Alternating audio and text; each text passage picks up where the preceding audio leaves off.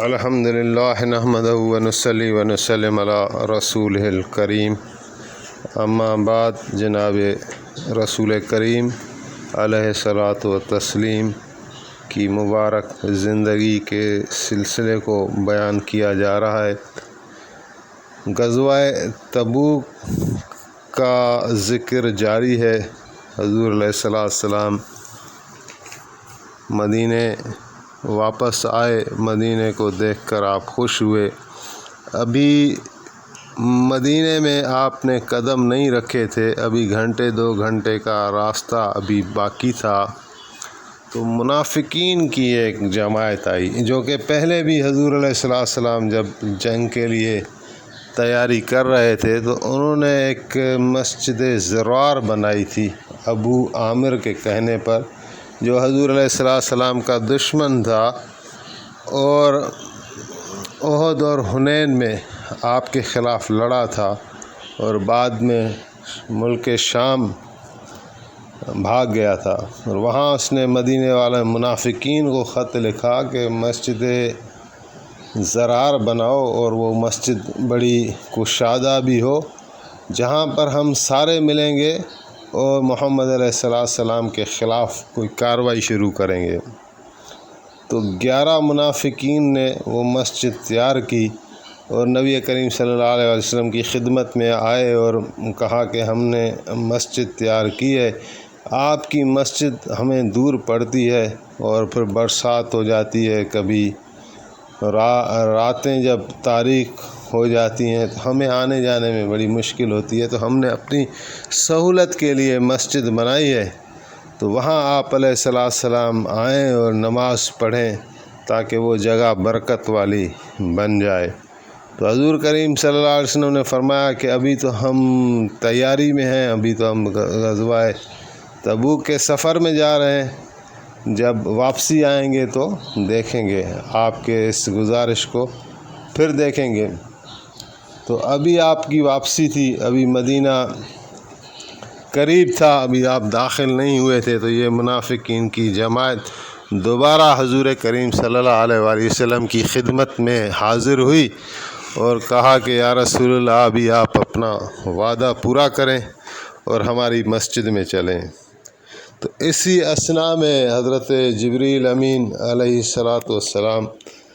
تشریف فرما ہوئے اور کچھ آیات لے کر آئے،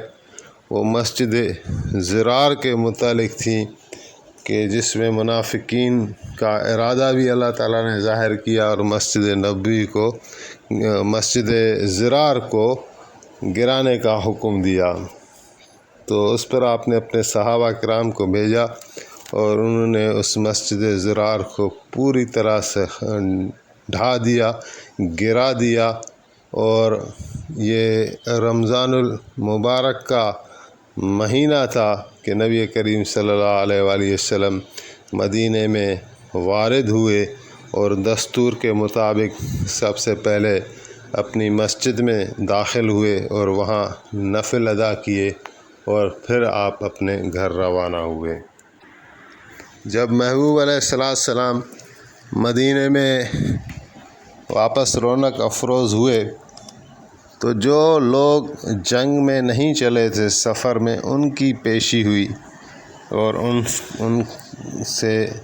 اسباب دریافت کیے جا رہے تھے، سبب کہ تم کیوں نہیں گئے۔ تو جو منافقین تھے وہ تو جھوٹ بولنے میں ان کو تو ایک مشق بھی تھی، عادت بھی تھی، اور وہ آخرت کے طلبگار نہیں ہوتے، نہ اللہ کی رضائیں چاہیے،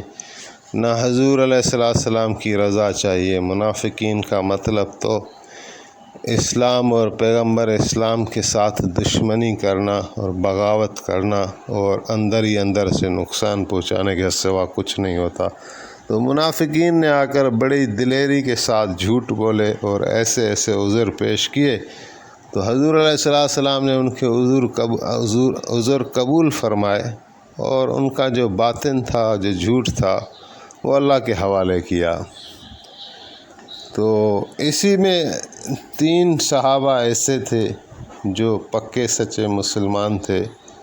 اور جن کے پاس کوئی عذر بھی نہیں تھا لیکن وہ نہیں جا سکے، بس رہ گئے تھے۔ ان میں تھا حضرت کعب بن مالک رضی اللہ تعالیٰ عنہ، مرارہ بن ربیع اور حلال بن امیہ۔ ان کے حال کی تفصیل یہ ہے کہ حضرت کعب بن مالک روایت کر رہے ہیں کہ میں ہر جنگ میں شریک ہوتا تھا، اور ہوتے بھی تھے، کہ ہم پہلے بیان کر چکے غزوہ احد کے موقع پر جب نبی کریم صلی اللہ علیہ وآلہ وسلم شدید زخمی ہوئے تھے، آپ پر پتھروں کا ایک قسم کی برسائی گئی، پتھر آپ پر برسائے گئے، جس کی وجہ سے آپ زخمی ہوئے اور آپ کا خود کی کڑیاں آپ کے مبارک چہرے میں گھس گئیں اور افواہ پھیلائی گئی، اور شیطان نے یہ آواز بلند کر دی کہ قد قتل محمد صلی اللہ علیہ وآلہ وسلم، کہ حضور علیہ السلام شہید ہو گئے ہیں۔ تو نبی علیہ السلام گرے تھے اس مقام پر، احد کے مکان پر زخمی ہوئے تھے، تو کعب بن مالک نے ہی حضور علیہ السلام کو پہچانا اور صحابہ کو پکار کر کہا تھا کہ تمہیں مبارک ہو کہ حضور زندہ ہیں۔ حضور علیہ السلام کی مبارک آنکھوں سے نور چمکتا ہوئے دیکھ کر حضرت کعب نے یہ آواز دی اور حضور علیہ السلام کو وہاں سے اٹھایا۔ تو حضرت کعب کہہ رہے ہیں کہ وہ ہر جنگ میں شریک ہوتے تھے، اور لیکن اس غزوہ تبوک میں وہ شامل نہ ہو سکے، اور سبب بھی کوئی نہیں، بس یہ کہ لشکر کے ساتھ روانگی سے رہ گئے، تو پھر یہ خیال کہ آج جاؤں گا، صبح جاؤں گا، شام جاؤں گا، کرتے کرتے جو ہے وہ دیر ہوتی گئی اور یہ پھر نہیں جا سکے، اور یہاں تک کہ حضور علیہ السلام مدینے میں خیریت سے آ گئے۔ حضور کریم صلی اللہ علیہ وآلہ وسلم جب لوگوں سے سبب پوچھ رہے تھے تو میری باری آئی تو مجھ سے بھی پوچھا کہ تمہیں کیا ہوا اور تم کیوں نہیں ہمارے ساتھ چلے جبکہ تمہارے پاس سواری بھی تھی؟ تو میں نے کہا کہ یا رسول اللہ، میرے پاس کوئی عذر نہیں ہے، میں نے بس قصور کیا ہے، اور میرے پاس کوئی عذر اور کوئی بہانہ نہیں جو آپ کی خدمت میں پیش کروں۔ تو حضور نے فرمایا کہ تم سچ کہہ رہے ہو، اور اللہ تعالیٰ تمہارے حق میں فیصلہ کریں گے۔ تو یہ اقرار تو کر لیا، لیکن ایک دل پر بڑا بوجھ تھا، اور پھر فرمایا کہ میں نے پوچھا کہ دربار رسالت میں کوئی ایسا دوسرا بھی تھا جس نے میری طرح جو ہے وہ اقرار کیا ہو؟ تو پتہ چلا کہ مرارہ بن ربیع اور حلال بن امیہ،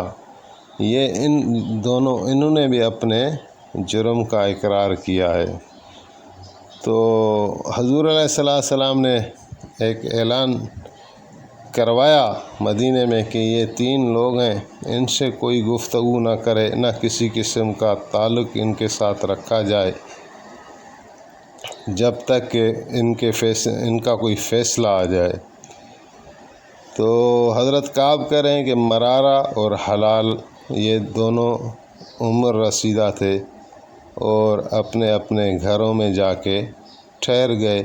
اور رات دن یہ آہ و زاری میں لگ گئے اور روتے رہتے تھے،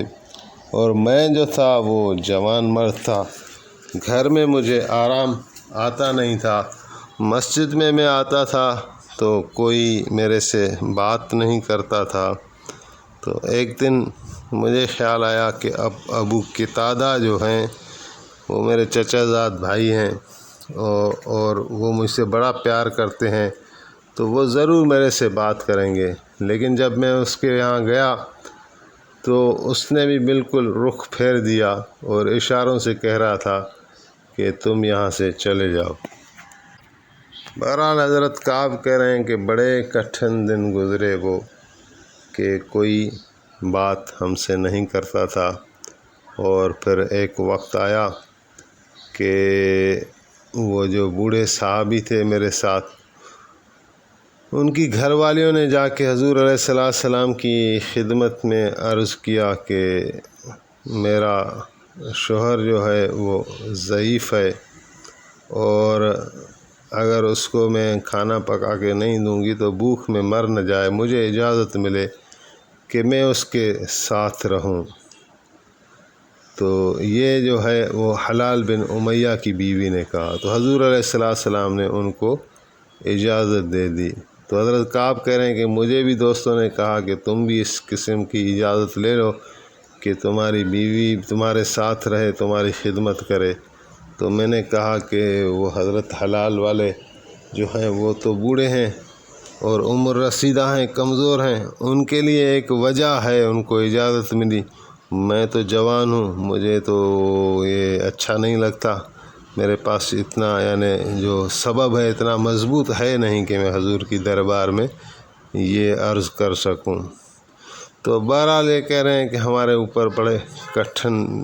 دن گزرے اور 50 دن ایسے گزر گئے، 51 والے دن یعنی 50 دن گزر چکے تھے، تو پھر یہ آیت آئی جس میں ہمارے لیے معافی تھی، اور یہ تھا کہ زمین جو ہے باوجود کشادگی کے ان پر تنگ ہو گئی، ان تینوں پر، اور پھر اللہ تعالیٰ نے ان پر کرم فرمایا اور ان کی توبہ کو قبول فرمایا، اور اللہ تعالیٰ توبہ کو قبول کرنے والا ہے۔ اس طرح کی آیت کا مفہوم ہے سورۃ توبہ میں ہے، تو ان کی پھر وہ توبہ قبول ہوئی اور یہ کٹھن وقت جو ہے وہ پورا ہوا۔ 9 ہجری کے ایک واقعہ آ رہا ہے، وادی رمل کی جنگ۔ اس کا تفسیر یہ ہے کہ حضور علیہ السلام کے پاس کوئی بندہ آیا، اس نے یہ خبر دی کہ وادی رمل کے جو لوگ ہیں وہ تیاری کر رہے ہیں کہ مدینے پر حملہ آور ہو جائیں۔ تو حضور علیہ السلام نے یہ سنا تو آپ نے اصحاب صفا کو اور دوسرے صحابہ کو حضرت ابوبکر صدیق کے جھنڈے تلے روانہ فرمایا کہ ان کافروں سے جا کے نمٹ لیں۔ لیکن وہ وادی رمل میں جو کافر بیٹھے ہوئے تھے، ایسی گھاٹیوں پر ایسے چھپنے کی جگہ انہوں نے اپنے لیے بنائی ہوئی تھی کہ جیسے اسلامی لشکر وہاں داخل ہوا تو انہوں نے بڑا زبردست حملہ کر دیا، جس کے نتیجے میں کئی صحابہ کرام شہید ہوئے، اور جو باقی بچ گئے وہ واپس مدینے آ گئے۔ اور حضور علیہ السلام کو جب خبر یہ پہنچی تو آپ کو رنج ہوا، تو آپ نے پھر حضرت عمر رضی اللہ تعالیٰ عنہ کو پھر نئے صحابی یعنی دیے، زیادہ صحابی دیے، اور ان پر حضرت عمر کو امیر مقرر کر کے روانہ کیا۔ لیکن حضرت عمر بھی جیسے گئے تو وہی پھر کہانی ہوئی، وہ پہلے سے چھپے ہوئے تھے، اچھی جگہ ان کو ملی ہوئی تھی، تو انہوں نے بھی اسلامی لشکر کو شکست دیکھنی پڑی، اور کئی صحابہ کرام پھر شہید ہوئے۔ تو پھر اس مرتبہ یہ جب واپس آئے تو حضرت عمرو بن عاص جو کہ اپنی جنگی حرفتوں کی وجہ سے مشہور تھے، انہوں نے حضور علیہ السلام سے اجازت طلب کی کہ اس مرتبہ جھنڈا مجھے دے دیں اور مجھے کچھ لشکر کا تعداد بھی بڑھا دیں، تو میں اس وادی میں جا کے ان کافروں پر حملہ کرتا ہوں اور ان کو شکست دیتا ہوں۔ لیکن عمرو بن عاص بھی جب گئے مسلمانوں کا لشکر لے کر تو یہ بھی شکست کھا کر آئے، اور کئی صحابہ کرام پھر شہید ہوئے۔ تو حضور علیہ السلام کو بہت بڑا رنج ہوا، اور آپ نے فرمایا کہ ان کافروں کی کسی طرح بھی جو ہے وہ بہکنی کرنا بہت ضروری ہے۔ تو اس مرتبہ آپ نے حضرت علی کو جھنڈا دیا، اور ایک لشکر بھی دیا، ایک جماعت بھی دی، اور خاص طور پر یہ سپہ سالار جو تھے حضرت ابوبکر صدیق، حضرت عمر فاروق اور حضرت عمر بن عاص، ان کو بھی آپ نے حضرت علی کے اسی لشکر میں شامل کر دیا۔ تو حضرت علی جب لشکر لے کر روانہ ہوئے تو وہ وادی رمل کا راستہ آپ نے چھوڑ دیا اور سیدھا عراق کا رخ کیا، جس پر انہوں نے اعتراض کیا اور بڑا زور دیا کہ یہ آپ کہاں سے جا رہے ہیں، راستہ یہ سیدھا ہے، یہاں سے چڑھیں۔ تو لیکن حضرت علی کسی کی نہیں سن رہے تھے اور آپ نے عراق کا رخ اختیار کیا، اور سفر کو طویل کرتے کرتے، اور جس طرح وہ کافر جبلوں میں چھپے ہوئے تھے ان کے پیچھے دوسرے رخ سے آ گئے تو وہ بالکل سامنے نظر آئے اور ان پر ایک زبردست حملہ کیا اور ان کو کئیوں کو جو ہے وہ ختم کر دیا اور کئیوں کو قید کیا، اور فاتح ہو کر واپس مدینے آئے۔ جب واپس مدینے آئے تو نبی کریم صلی اللہ علیہ وآلہ وسلم حضور علیہ السلام حضرت علی کے استقبال کے لیے شہر سے باہر آ گئے تھے۔ حضرت علی نے جیسے دیکھا حضور علیہ السلام کو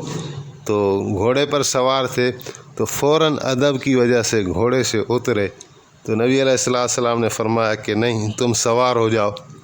کہ اللہ اور اللہ کا رسول تم سے بہت راضی ہے۔